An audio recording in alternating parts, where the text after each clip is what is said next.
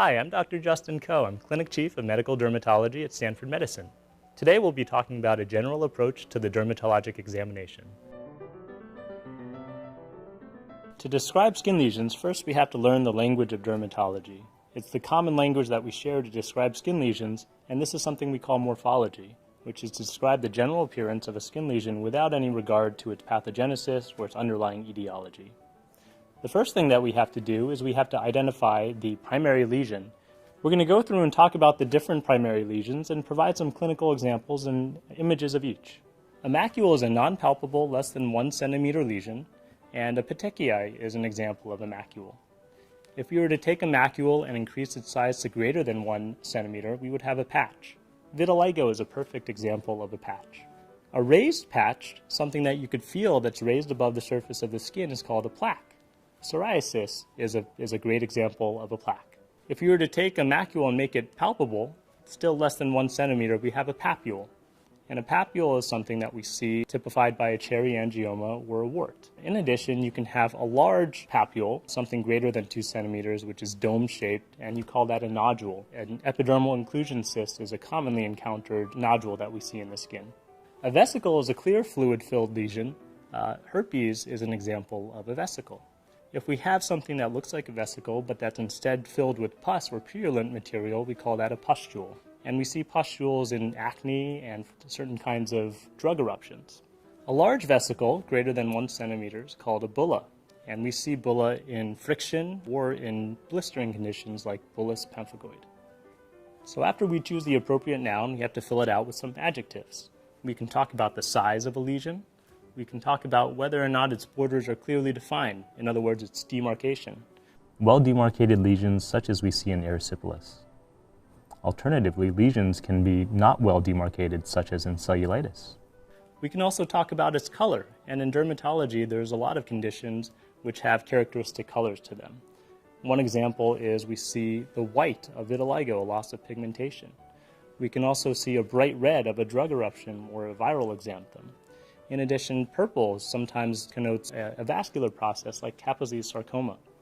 We can also see things in the skin that are granulomatous appear brown in color. Yellow sometimes makes us think of xanthomatous lesions or fatty lesions.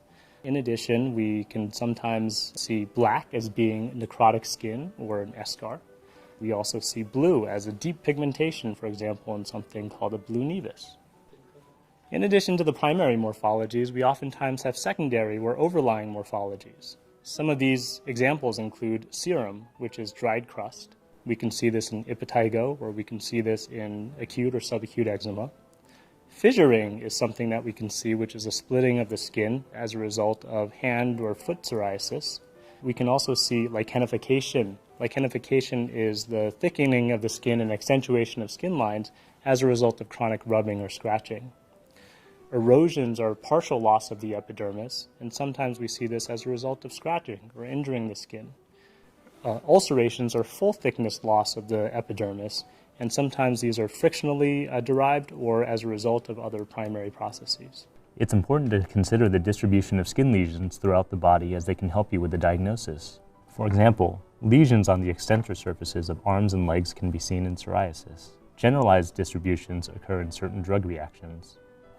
We could see a photodistributed rash in connective tissue diseases such as lupus or dermatomyositis. That was a lot of information, so let's quickly review the important parts. Whenever you are attempting to describe a skin problem, remember the primary lesion or morphology, size, demarcation, color, secondary morphology, and distribution. What you'll need for a skin examination is a well-lit room, a ruler, a magnifying glass, a handheld source of light, and an open and curious mind. So we have a patient here today who's going to help us go through some of the important considerations for a dermatologic examination. Hello, sir. Thanks for coming in. Thank you, doctor.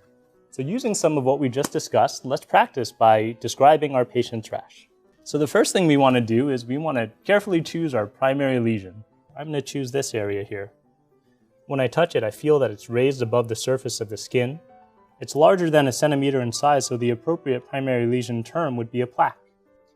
After we choose our noun, we want to think about some other descriptive terms that help us fill out some of the adjectives. This is probably a few centimeters in size. Well demarcated. Its color is probably dully red, I would describe it as. In regards to secondary morphology, we see That it has some crusting, which is dried serum or dried blood.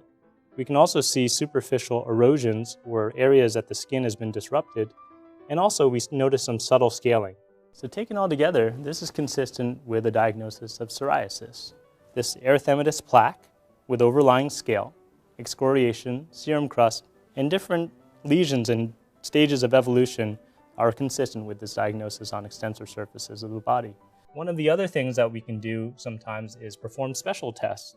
Sometimes what we do with scaly lesions like this is if we were to peel off some of the scale, we can see if we see an Auspitz sign, which is signs of focal bleeding from blood vessels that are high up in the surface of the skin.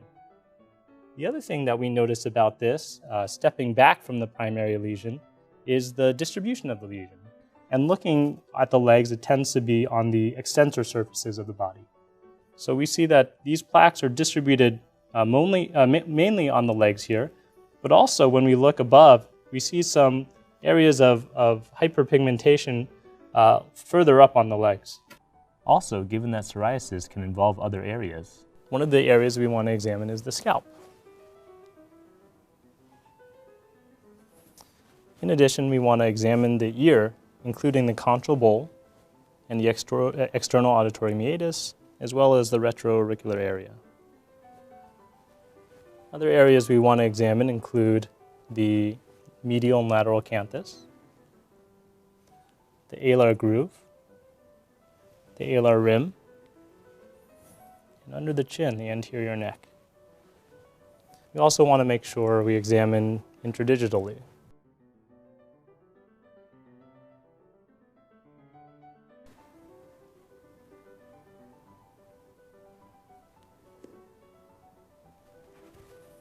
Always announce what body part you will be examining next and ask permission before doing so.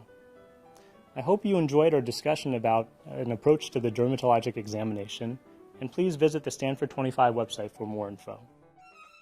The preceding program is copyrighted by the Board of Trustees of the Leland Stanford Junior University. Please visit us at med.stanford.edu.